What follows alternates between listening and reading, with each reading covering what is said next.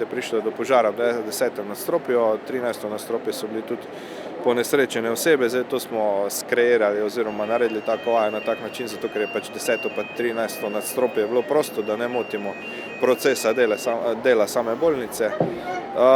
Zdaj evakuiranih je bilo 35 oseb, od tega je bilo 20 bolnikov, 8 obiskovalcev, 1 mrtva oseba in pa 6 medicinskih sester. Na vaji je sodelovalo skupaj 11 društev, prostovoljnih gasilskih društev Mestne občine Maribor oziroma javne gasilske službe in pa gasilska brigada.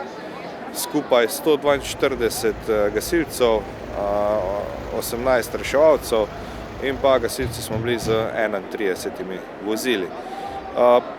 Prvi napad je bil nareden v 10. nadstropje, ker je tam tudi prišlo do požara po stopnišču, kasneje pa so se začele izvajati tudi evakuacije čez balkone s pomočjo avtolestev in pa s pomočjo požarnega dvigala, ki je pač vgrajeno v bolnišnici.